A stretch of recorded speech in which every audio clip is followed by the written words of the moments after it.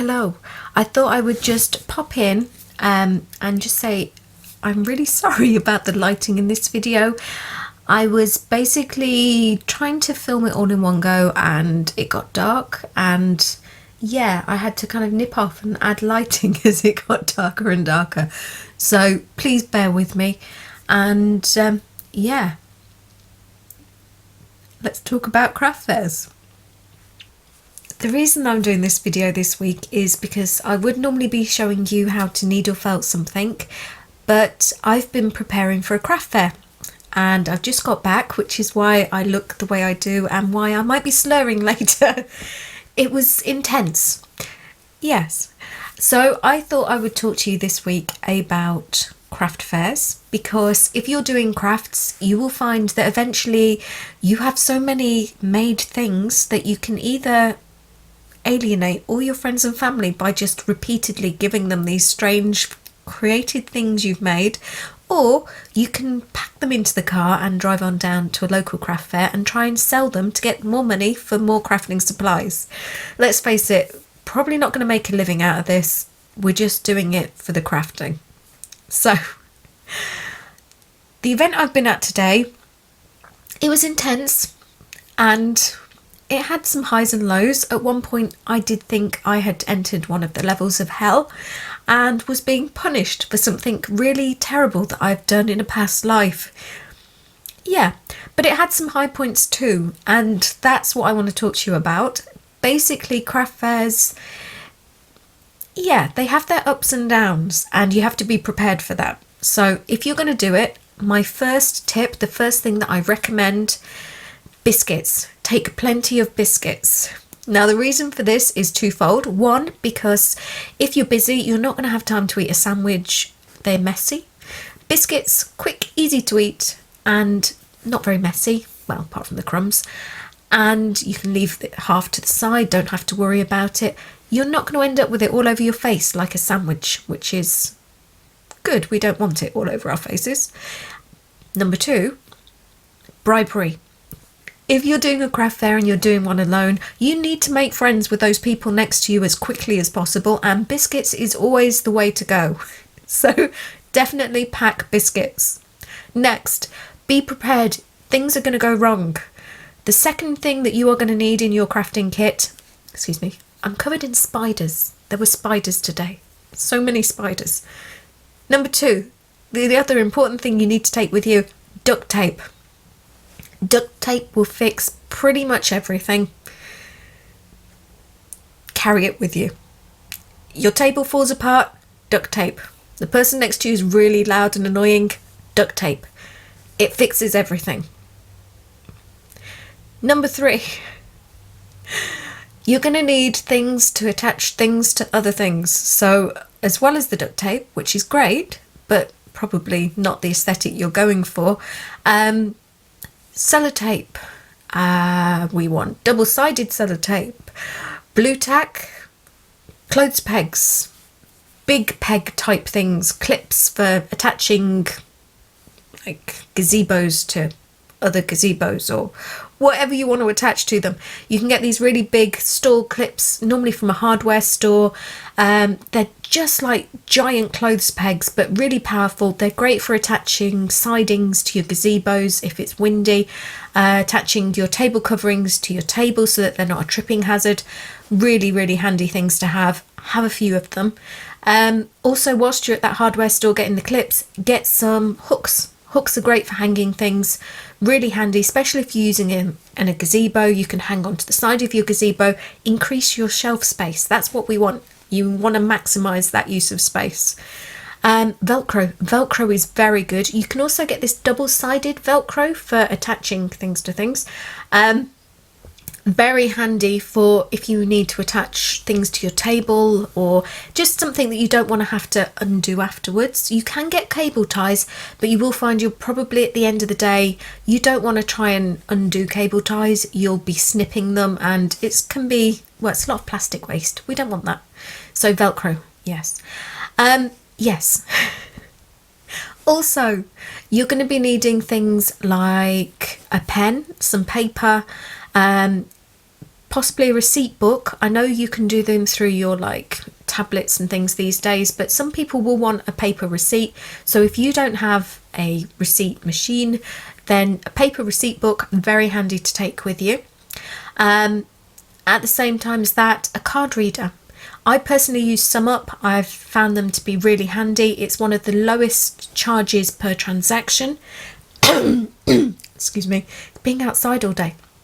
1.69% they take from your payments, but I know some people don't want to have to pay for taking card payments, but I've found so many times that sometimes people don't want to pay in cash for sort of big things, or they've spent all their cash, whereas if it's card, they'll just tap away, they don't think about it, so they will spend more. It's definitely worth getting, and I think they do like a little card reader, they do deals for them.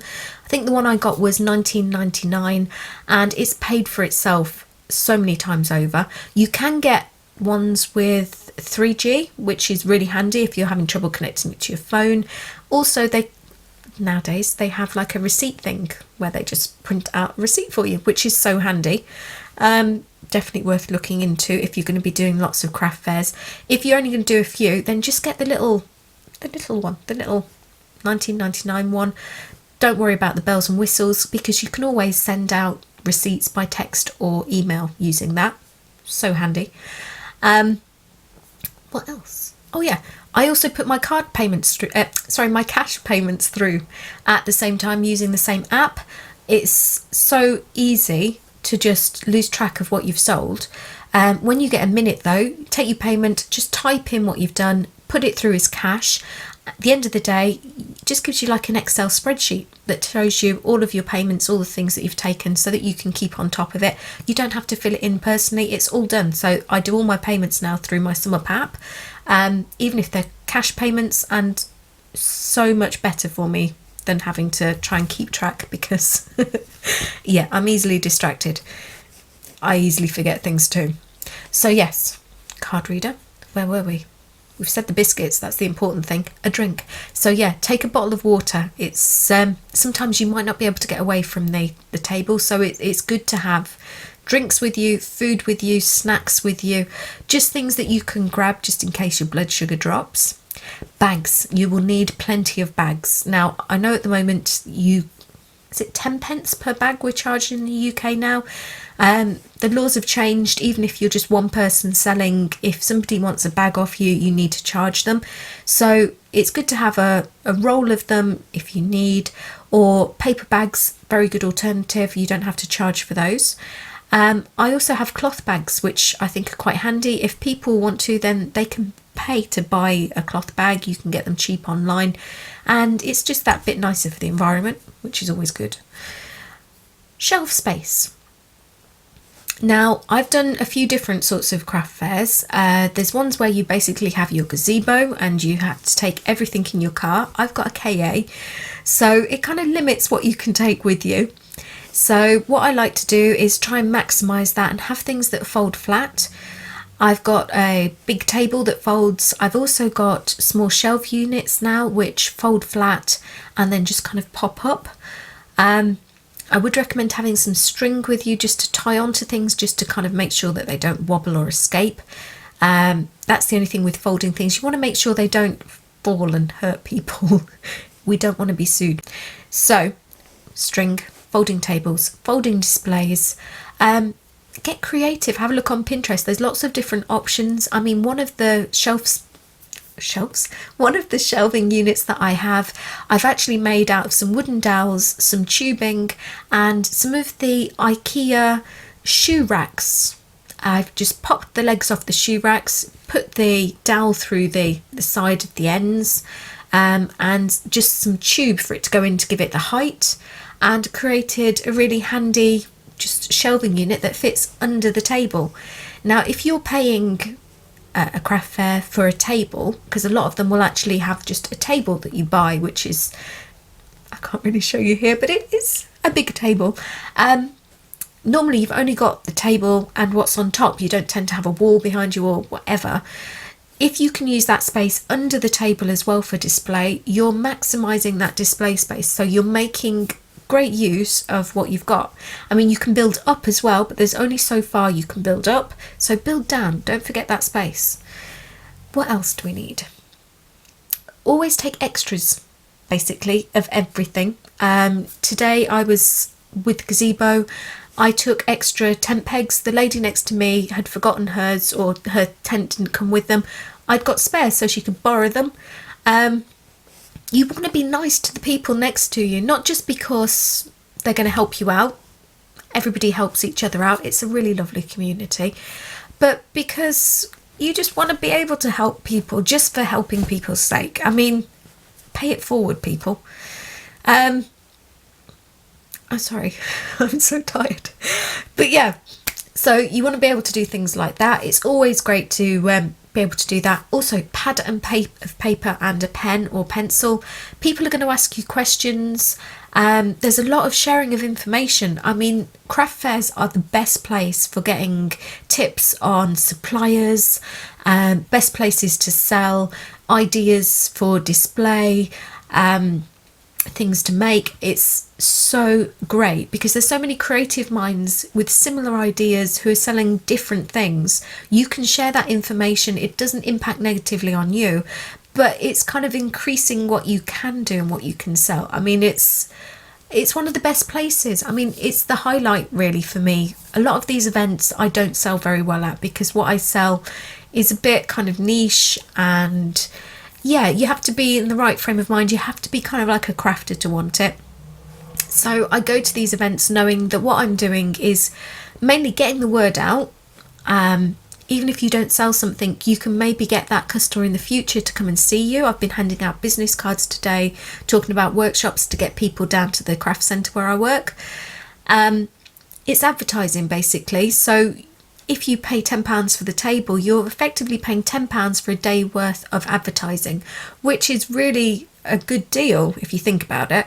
And then if you're talking to the people next to you and you're getting hints on good events to go to and different things to do, different materials as well, that's really valuable information that you're getting, all for that low cost of £10.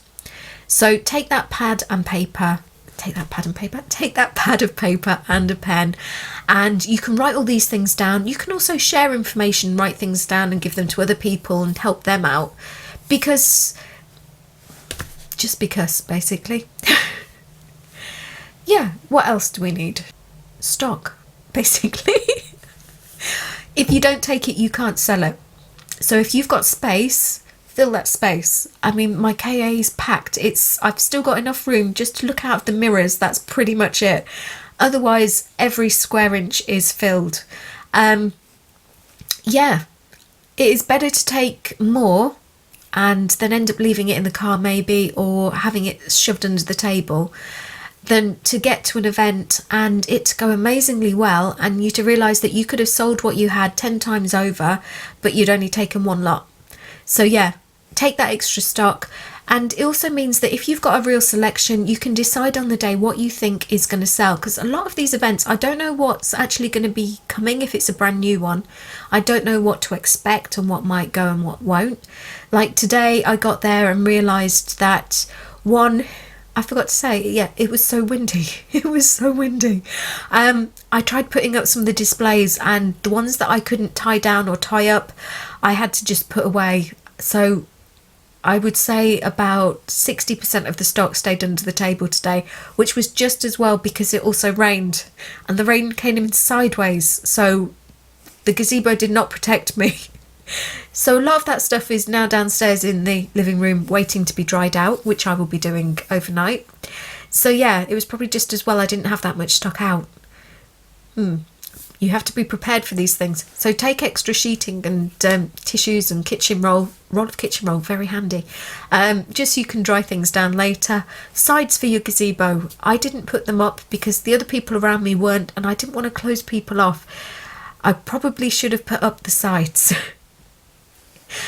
Yeah, plastic sheeting, very handy. And if you get those big clips I talked about, you can attach it to the sides. You'll have clear sides so people can still see through. And yeah, keep things dry. I didn't. I should have. So yeah, where was I? Oh, it was really one of those events. I have honestly forgotten completely what I was saying, but whilst we're talking about gazebos and tables and things, if you're going to be doing this and you're going to be doing it regularly, don't skimp, people. I did the first time round and I really regret it. I mean, the first gazebo I got, I kind of, most of your pitches are going to be 3 meters by 3 meters. It's just the standard kind of size that you're given when you do events. So the first gazebo that I got a 2.5 meter by 2.5 meter, because my thinking was, if I've got a 3 meter square pitch, then I don't want my guy ropes to be in somebody else's pitch. It just seems unfair. So I went for a 2.5 meter by 2.5 meter gazebo, and I went for, I suppose, an okay one at the time. But it was really, well, it was before they started making the really good gazebos. It was a pop-up one, but it was a bit bendy in places and snappy in others and teary in a few places too. Yeah. And then it got eaten by rats. So if you're going to do it, invest in kind of like a proper heavy duty one. I think the one I've just got, I paid 150 quid for. It's an investment, it really is. But if you're going to be doing it, and you're going to be doing a few, well, even if you're doing 2 or 3 a month, it's going to pay for itself, as because if you get a cheap one, I mean, I flew my cheaper one like a kite at one point. We were at a craft fair, or I was at a craft fair, and I should have known when I drove up and there was a wind turbine just above the field we were in that it would probably be a bit windy. Yeah, I didn't want to be a bother to anyone, so when I was moving the gazebo, I tried to kind of move it on my own, and the wind took it, and I was there like Mary Poppins holding onto one of the legs as it kind of rose into the air, as I was quietly calling, hello, can anyone help me? Because I didn't want to raise my voice and upset anyone. So yeah, go for something sturdy. And if you've got the car for it and you can hold the weight, some leg weights are really cool. There are some really handy ones about these days where you can just slot in a bottle of water. So you could take the empty bottles with you, and as long as there's somewhere to fill them up there, fill them up with water at the event. That way you're not having to carry the extra weight. Very handy. Especially as sometimes you'll get put onto a car park. Yeah, that happened once too. The thing with the gazebo is that you really do need to be able to kind of hammer it into the ground, and I would suggest investing in some heavy duty tank pegs, because the ones that come with it don't tend to be strong enough to kind of hold it in place. There are some really good ones which are kind of like a tri-point one. They're sort of, yeah, they just they have 3 points to them. They're just a weird kind of heavy duty peg. Just Google heavy duty tank pegs. Invest, because they will pay for themselves as well, because you won't have to end up chasing your gazebo down the pitch. Yeah, hasn't happened to me yet, but it did happen to somebody else that I knew, and it just kind of tumbled and they had to run all the way down to catch it. So yeah. So same with the tables, go for something that's heavy duty. Check out the weight though beforehand, because when I bought mine, I went heavy duty, but it was very heavy as well. So remember, you have to carry these things. Trolleys, if you're going to be having heavy equipment and lots of boxes and things, get a decent trolley. The one I've got is like a flatbed one, and I must admit, I do feel smug sometimes when you're there and people are running backwards and forwards and you're able to pile sort of half your stuff onto the trolley and just take it in one go.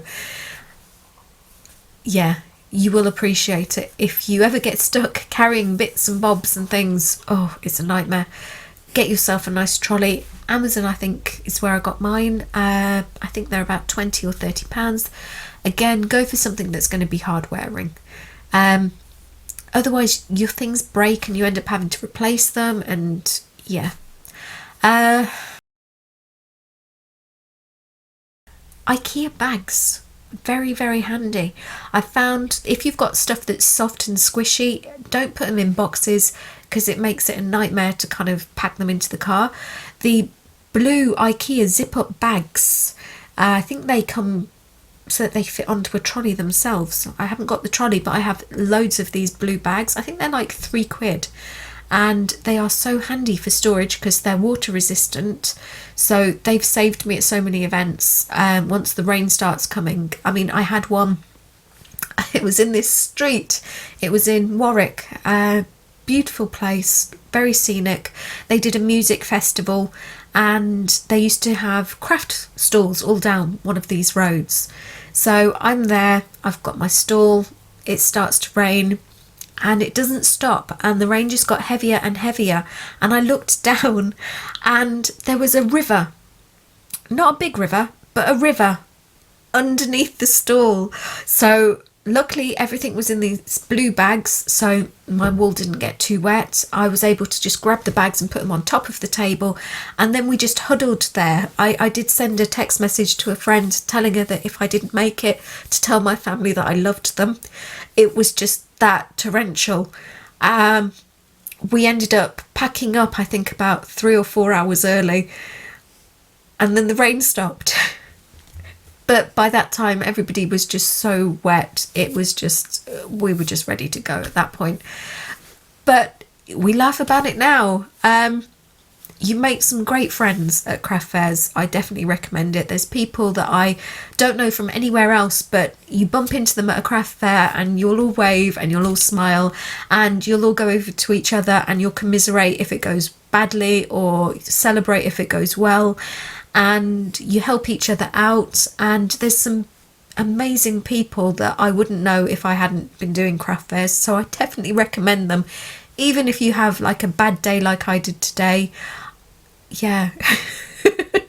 I mean, there was the wind and there was the rain and there was the plague of spiders and there was the very, very loud competing music from like 4 different places on the field. And there was not many sales, but I got to be outside. Vitamin D, yeah, I definitely needed some of that, and I got some fresh air, and I got to see some lovely people, and I got to talk to some human beings, and it's been a while since I've had a good old chat with people that I don't know, and I quite enjoyed that. I mean, personally, I would class myself as a bit of an introvert, she says, doing a YouTube channel, but I like people and I like to talk, and I also like to come back to my room and hide and watch Netflix and craft, lots and lots of crafting. So yeah, if you haven't done one, definitely do one, but just remember to laugh at the bad stuff, because there will be bad stuff and there will be bad days. Yeah, but just be prepared. I'm trying to think if there's anything else I have in my kit. Spare hanging tags. Oh, price gun. Good investment. Again, eBay, very good for those things. If things aren't priced, people tend not to ask. So it's always good to have things priced. And if you're going to put signs up, have several spares. 1, because they could blow away, and 2, because people will not read the signs, so put them everywhere. People will still ask you, even if there is a sign, they will ask you. What else? Business cards. Yes, you will want business cards. Even if people don't buy, a lot of people don't want to actually buy on the day. They'll be like, oh, do you have a website? So business cards are a great option. If you don't want to do business cards, because to be honest, although people take them, they don't regularly use them. So for every sort of 100 you give out, you'll maybe get 5 or 6 people who will actually check up on it. What you can do, put your personal details onto a sign and just get people to photograph the sign. It works especially well if you've got your stuff round it, so that they can actually take a picture of your stall. They've got your contact details and pictures of what it is that you're selling. So that's a great way to do it if you don't want to have to do business cards, or you can do both. You can do both at the same time, which is also good. If you have a dog, take the dog. people are drawn to the puppies. So yeah, you could use it to lure people in. It's the same as giving them sweeties. That also works. Yeah, I sound like I'm trying to get people into a white van. It's very similar in that people do not want to come near the stall. Yeah. So many people will just walk past. They will walk straight past, and you will look at them and you will smile, and occasionally you'll get a smile back, and sometimes people will say hello and you'll say hello, or sometimes you'll say hello and the person will not look at you and will run away. I never thought I was scary until I did craft fairs. You will get, I refer to them as deer. I don't mean that in a nasty way. I mean it in that, you know, when you see the nature documentaries and the deer comes up to the lake and they start to drink and then they freeze because they sense something nearby, and then something makes a sound and the deer runs away. Craft centre deer.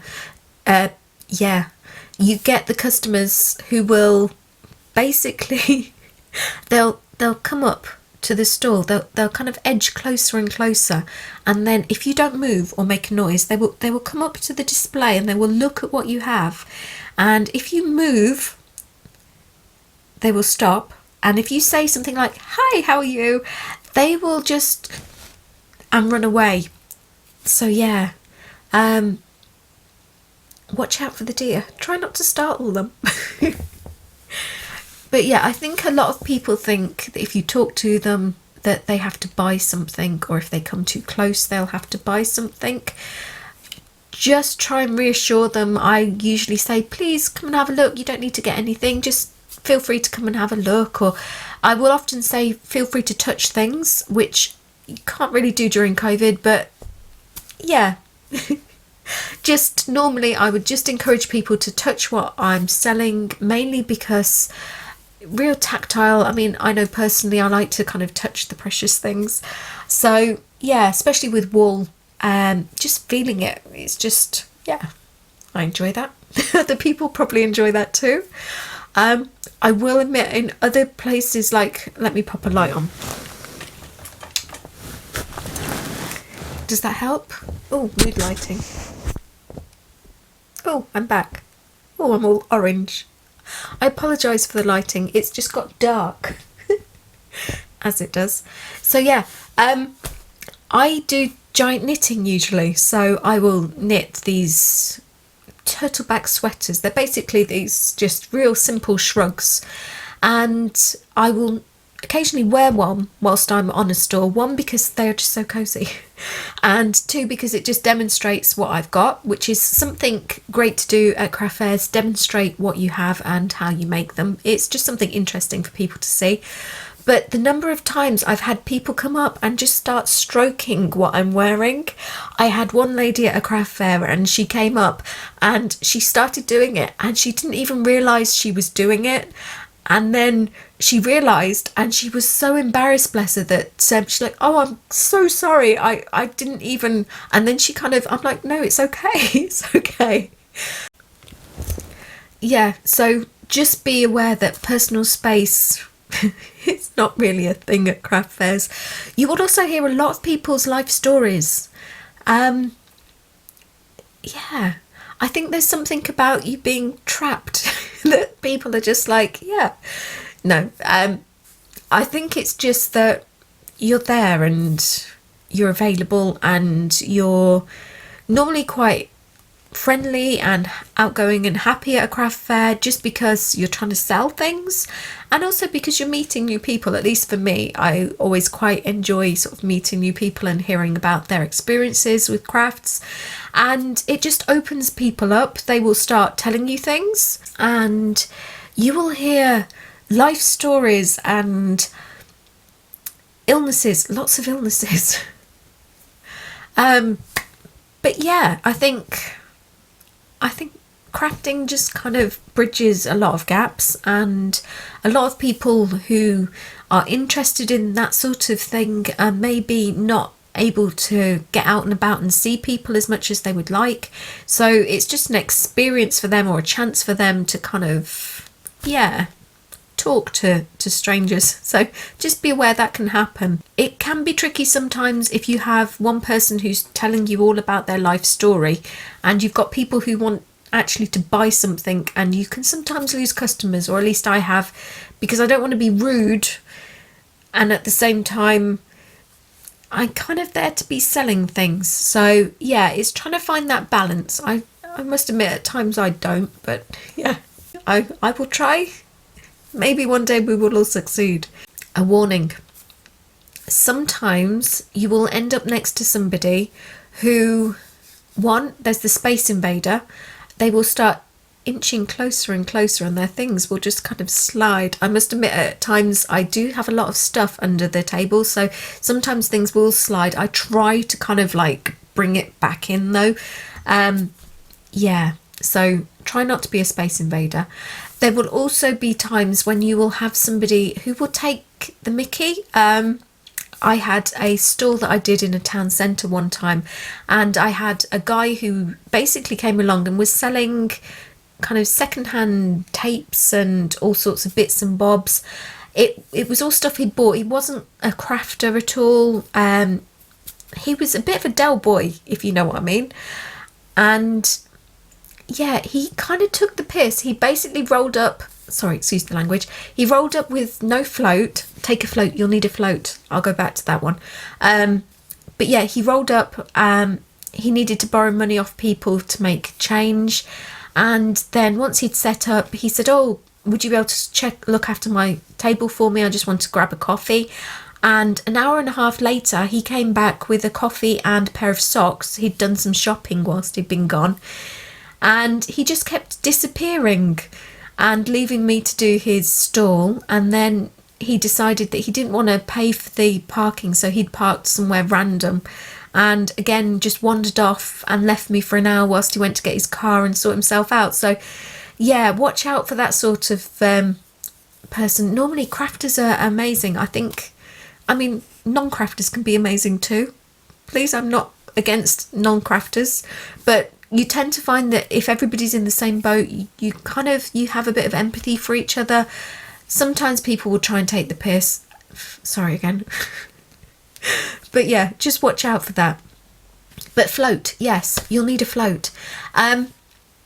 Depending on the craft fair, you might not need much, you might need a lot. I've done a few big shows where I've taken £100 in change and notes. You'll need a few £10 notes, you'll need a few £5 notes, probably more £5 notes, lots of pound coins, lots of 50 pences.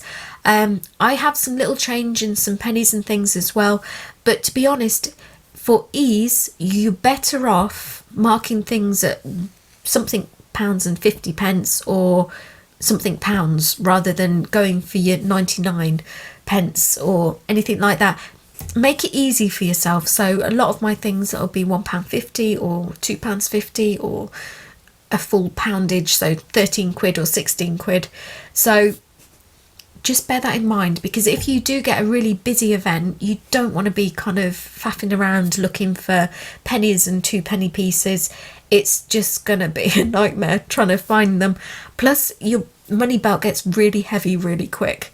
So yeah, lots of £5 notes, as to say, a couple of tens as well. I do some big crafting events sometimes, and the first 5 or 6 people who buy things, when they're buying early on, they've brought big notes and they all want to pay with a £20 note, even if it's something like £1.50, and they've got the change. They don't want to use the change, they want more change, so they will pay you in £20 note, and you end up having to give all your change. And then if you get stuck, the people next to you don't really want to be giving you all of their change, because they've only got so much and they're going to be getting paid in £20 notes and things as well. So yeah, just bear it in mind. Take more than you think you need. Keep track of what you've got. There have been events for me where I haven't been able to keep track of exactly what I've sold.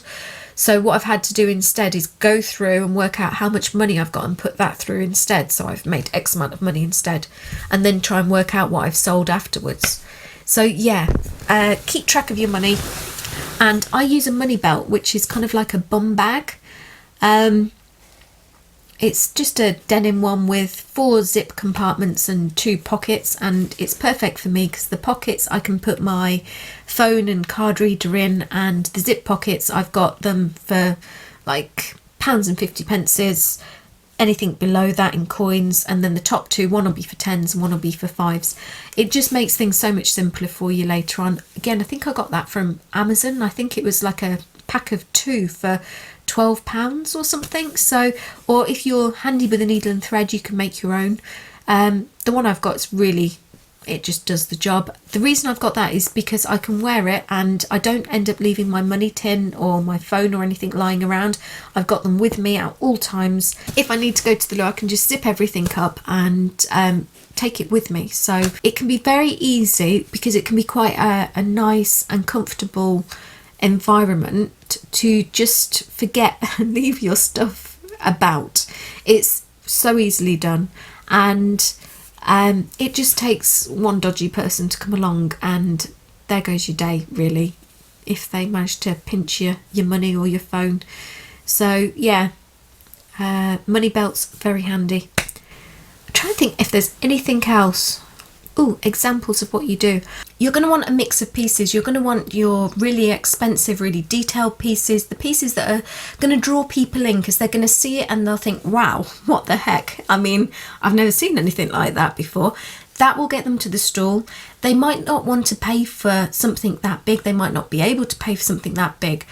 But if you also have some less detailed or smaller or less expensive pieces, they will be reminded when they buy that of the other thing, and it will be a talking point. And you basically want to get them to the stall and you want to give them options and things to buy because not everybody can afford everything.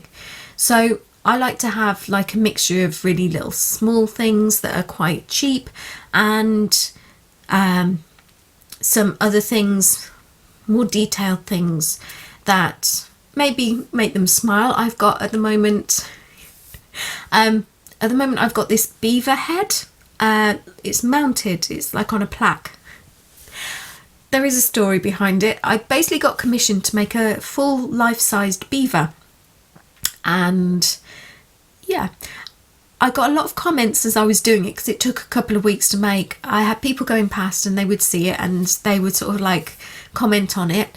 And one of the guys who's in the craft centre, his wife would go past, and she went past a couple of times and she looked at it and she goes, oh, I like your beaver. And then she went red and then she ran away. And it tickled me, basically. So when we were doing our calendar shoot, we did a semi-naked calendar shoot for charity. I needed something to cover my dignity, and I thought, well, my sense of humour, let's do a severed beaver head, because then I could be there felting my beaver. Yeah, so I now have that hanging up when I do events. It's got a price tag on it. If people wanted to buy it, they could buy a life-sized beaver head for £95, but people don't tend to want to buy it. What would they do with it? It is a talking point. But that's it. It is a talking point. So I hang that up, and when I did one of my big events, I had it on the end of the stall, and people would just come up so that they could stroke my beaver. Oh gosh, I'm so sorry. But yes, that's it. And there were many pictures taken. People just wanted to have a selfie with my beaver. So yeah, things like that, just crazy things that you can have that will attract customers and will maybe get them smiling and happy, because happy smiling people are more likely to spend money, and that's kind of what you want, because we need those crafting supplies, so we need to get the money somewhere, and occasionally it does mean having to sell something that we've made.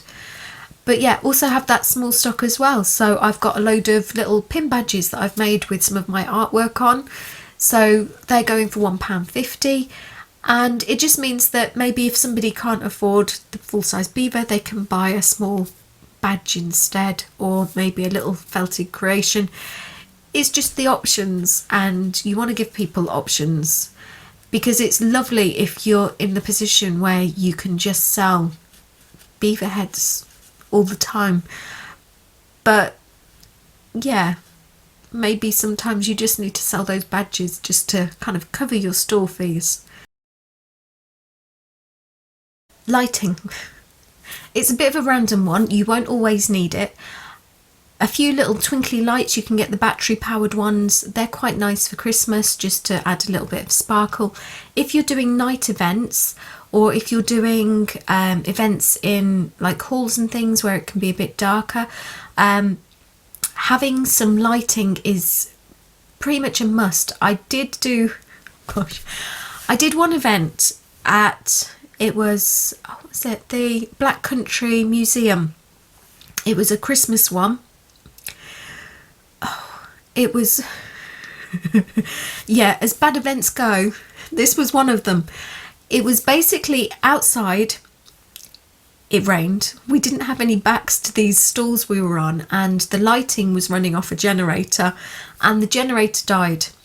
Bless them, the people who were running it had gone out and especially bought a new generator to make sure there would be no problems, but it died. So there we were on a hill in winter. It was raining, it was cold. I think there might have been snow. We were there till midnight, although that was partly my fault because I'd lost my sat nav in my bag and I was panicking and didn't know how to get home. But yes, we were there on this hill, and the only light we had was from a floodlight that was way above the stalls on this hill. Nobody could see what we've got. The people were standing to look at the stalls, and the floodlight was blocking. They were basically blocking out the light from the floodlight so that their shadow was making it even darker. We were there in the dark and people couldn't tell what we were selling. So I'd got these little tea lights, little battery powered tea lights, and I had people literally holding them over the stall trying to cast a bit of light. A few people used their mobile phone lights just so that they could see what we'd got. Yeah, it was one of the worst events I had. It took me almost 2 hours to get there. I don't live that far away from the place. I think I was about 40 minutes away. I ended up driving through Birmingham. If you know Birmingham traffic at all, it was not a nice time. And I was in queues of traffic the whole way. So yeah, I never went back to that one. I went back to the events done by those same people, lovely guys. Bert and Gertz, they do like stall hosting and stuff, and they do some amazing events. But I think for me, just everything was just against me that day. You just get events like that where just everything goes wrong, and I can laugh about it now. I was not happy at the time. I think there was a lot of things going on in my life at the time as well, which didn't help. So yeah, lighting. Twinky sparkly lights, perfect, especially if you're doing winter events because it gets dark early. It's nice to have those little fairy lights. It makes things look a bit more magical. If you're going to go display, look at your whole display and what you want it to look like and how you want to theme it, and basically the way you display things, it can improve how much money you can get. I mean, I have these little brooches that I do, these little bobble hats, very cute. I couldn't sell them on their own. People just weren't interested. But once I displayed them better, I sell no end of them now. People love them. And it's all about the display and the way they're displayed. If you can make what you sell look important and look valuable and look valued, then people will want to buy it. So yeah, display it nicely. You want to display things nicely. Put a little bit more effort into it. Put them into a nice box or in nice card. But yeah, spend that extra bit of time. There are some amazing examples on Pinterest. Just have a look at stock display or cards or ways to display stock, and you can come up with some just amazing ideas that will really add value to what you're selling. And in the end, the more money you can get, the more crafting supplies you can buy. And that is the important thing after all. I suppose, I mean, I don't know everything about craft fairs and I make lots of mistakes, and I'm basically just kind of filling you in on the things where I've gone wrong and had to fix them. But yeah, I think the most important thing is just don't lose heart. It can be a bit soul destroying when you take your things, the things that you've put all your time and effort and love into making, and you kind of display them in front of people, and you don't always get the response to them that you want. And I think, depending on where you go, a lot of people maybe don't value what you've made, because it can be so easy to buy cheap machine-made things these days, where it can basically be quite, for me at least, I know it can be a little bit soul-destroying when you put all this time and effort and love into making something, and you put it out there and you don't always get the feedback or the response that you want to it. And a lot of people don't value handmade things. I think it's so easy to get hold of mass-produced things that possibly aren't handmade, or if they are handmade, they're mass-produced handmade. They're not made with love. I don't know if love's the right word, but I don't know. It's like you put a bit of your soul into these things, which sounds really dramatic, but it's that time. You're basically putting part of your life into making something. That time, you'll never get it back, but your creativity, you're benefiting from basically expressing that. It's therapeutic, it's rewarding to create, and it can be hard when that isn't valued by other people, and it can put you off, and it could maybe make you stop doing it. I do my paintings. You've seen the paintings that I've put up online probably, and I made little miniatures, and I only charged £20 for these, which I know is, some people say that is underpriced, and some people say that's overpriced. And for people who say it's underpriced, thank you, that's really kind. For those who say it's overpriced, that can be a real smack in the face. I've had them at a show before, and I had these little miniatures that I'd done. They took me hours to make, and I was only selling them as £20 each because I wanted to sell them, and to be honest, I had trouble valuing my own work. And I had these two ladies came over, and one of them says, "Oh, £20 for that, that's a lot of money." And I must admit, I did snap a little bit, and it was very much a case of, well, if you think about it, it's one of a kind, and it's handmade, and it took hours to do. So if you think about it just from minimum wage, you're getting a lot of work there. And she'd, "Oh yes, of course, yes, it's very good value." But yeah, that still sticks with me, because I think that maybe 2 hours of my life is worth more than £20, and maybe I should be selling it for more than that. I know I should. I find that where I live, people don't want to spend money on crafts and things like that, and I tend to price for what people will pay rather than what something's worth, and maybe I shouldn't be doing that. Yeah, we'll think about that later. But yes, so if people don't value what you're making, don't take it personally. It just means that for them, that's not where their priority lies. And it doesn't mean that what you make isn't valuable. It is. It just means that it's not valuable to them. And that's the thing, because there are people out there who will value it and who will just be amazed by it and will love it. And it's just finding those people. I was talking to my friend Andy, who works at the leather shop. I pointed down there because he's at a couple of shops down from where I work, and he was saying about how he'd made this hip flask, and he'd done this hammer design, like a Celtic hammer, knotted and black background, and he'd done it in this kind of, I think it was a teal or blue colour. And I thought it was really striking, and he said, "I don't like it. I just don't like it. I don't think the colours work. I don't like it at all."